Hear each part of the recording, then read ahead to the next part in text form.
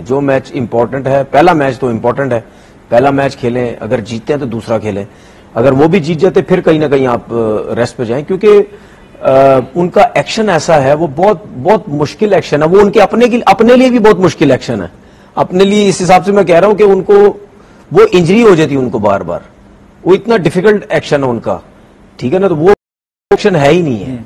तो वो जितनी ज्यादा जितनी लंबी बॉलिंग करेंगे उनको हो सकती है, रिब इंजरी हो सकती है, ज्यादातर उनकी बैक उड़ सकती है। तो वसीम क्या डिफरेंट है? वसीम भाई का भी स्टार्ट इतना ही था, 10-11 कदम, तो क्या डिफरेंस है वसीम अकरम और के बॉलिंग एक्शन? देखिए बहुत फर्क है, बहुत फर्क है।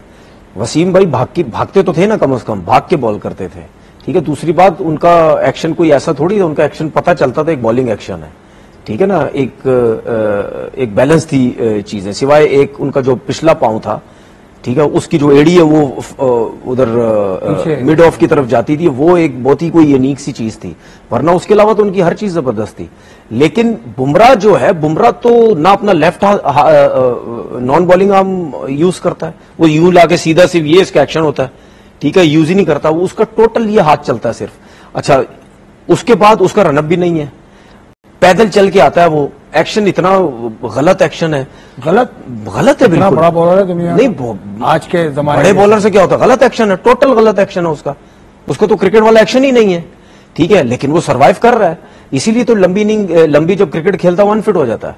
तो वो बिल्कुल ऐसे लगता है पैदल चल के आ रहा है, जब पैदल चल के वो आएगा, दो स्टेप से वो जंप लेके वो गेंद कर देता है, ठीक है। जब वो गेंद करता है तो जब गैदर भी नहीं होता, गैदर ये दोनों हाथ उसके आते ही नहीं, ना ये हाथ नॉन बॉलिंग आर्म यूज ही नहीं होता, सिर्फ इस सीधे हाथ से बॉल कर रहे होता है। तो जब आप सिर्फ बॉल है जिस हाथ में, सीधे हाथ पे, उससे जब आप सिर्फ बॉल करेंगे तो फिर आप तो अनफिट ही होंगे ना। कैसी इंजरी का चांस है इसको? बैक इंजरी होती है, हमेशा बैक इंजरी होगी उसको, हमेशा बैक इंजरी होगी, और जब भी इसको बैक इंजरी होगी, जाएगा 6 महीने के लिए, साल के लिए, 1.5 साल के लिए वो जाएगा। इसीलिए क्या कहते हैं इसको, ये जब टेस्ट क्रिकेट की बारी आती है तो ये कोशिश करता है कि मैं ज्यादातर टेस्ट क्रिकेट ना अच्छा करते हैं, यानी स्मार्ट प्ले।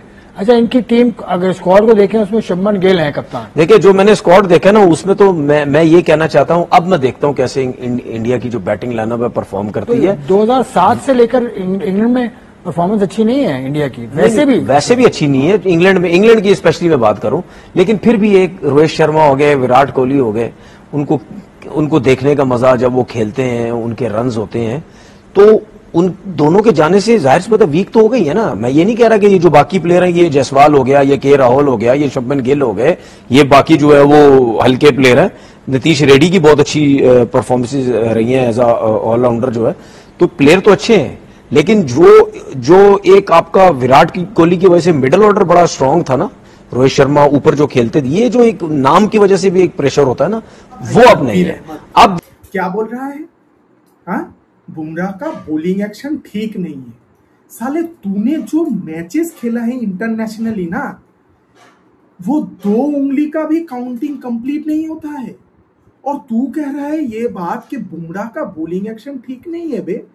वो एक ओवर में ऑन एन एवरेज 5 यॉर्कर मार सकता है, यही बॉलिंग एक्शन के लिए। और तू क्या बोल रहा है? वो गैदर नहीं करता, वो 2 स्टेप में आके बॉल कर देता है। साले उसको स्किल कहते हैं बे। अगर 2 स्टेप लेके कोई बंदा 140 प्लस स्पीड का कोई बॉल कर सकता है ना, तो उसको स्किल कहते हैं बे। तो तू क्या चाहता है कि बॉलिंग करने के लिए वो घर से भागना चालू करे? साले कितने बेगैरत लोग हो यार। और तू कह रहा है कि हमारा मिडिल ऑर्डर ठीक नहीं है।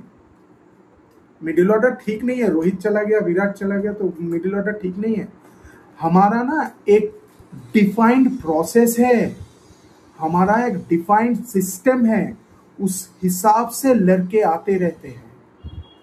तुम्हारी तरह पर्ची वाला नहीं है कि मोइन खान बोल दिया वो मोटा आजम को ले लिया, और कोई बोल दिया एक पर्ची देके उसको उस प्लेयर को ले लिया। साले हमारा ना एकदम डिफाइंड सिस्टम है। वो सिस्टम अगर डिफाइंड नहीं होता है तो नहीं सिलेक्ट करेंगे वो प्लेयर। देखा है ना एशिया कप में जायसवाल जैसा प्लेयर वो इनफैक्ट बैठा हुआ था, वो सिलेक्ट नहीं हुआ था। तो समझ ले कि कितना रिगोरस टेस्टिंग के बाद एक प्लेयर सिलेक्ट होता है इंडियन टीम में।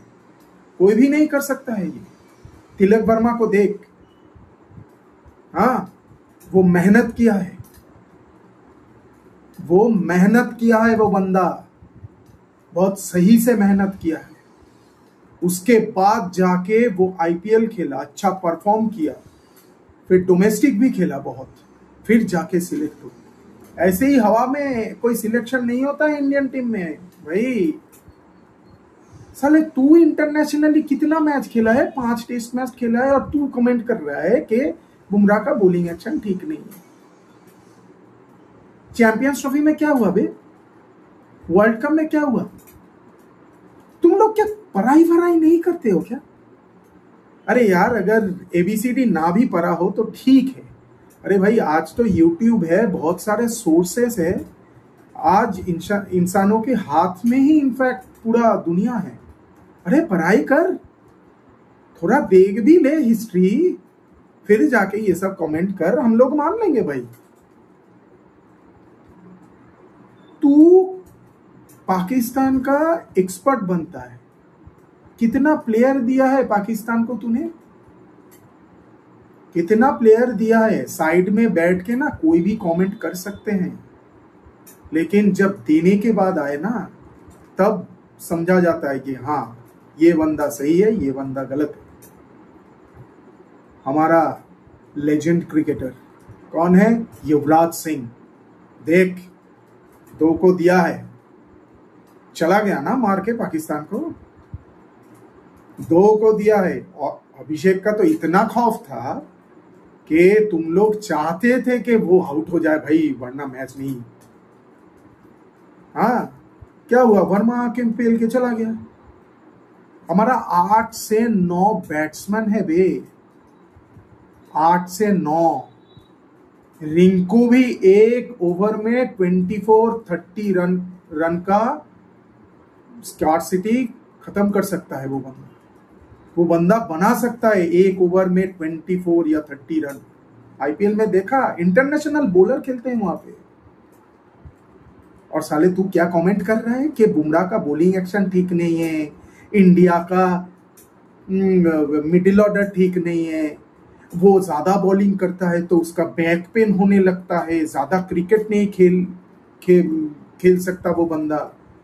साले 28 को एशिया कप कंप्लीट हुआ है, और बुमराह 2 तारीख को वेस्ट इंडीज के साथ नरेंद्र मोदी स्टेडियम में क्रिकेट जो टेस्ट मैच है वेस्ट इंडीज के साथ वो खेल रहा है। ये है लेवल, ये है फिटनेस लेवल। हाँ, बात करने से पहले भाई थोड़ा पढ़ाई किया करो। मालूम है तुम लोगों का एजुकेशन सिस्टम वो मद्रासा छाप वाला, लेकिन फिर भी यूट्यूब तो है, देख तो सकते हो, उसमें भी पढ़ाई किया जा सकता है। पढ़ाई करो, इंसान के बच्चे बनो, ठीक है? ऐसी बात मत किया करो। 28 को हारे हो तुम लोग, हारे हो, जीते नहीं। जैसे कमेंट पास कर रहे हो ना, आपका जो हार का फोकस है वो दूसरी तरह भटकाना चाहते हैं। मत करो ऐसा।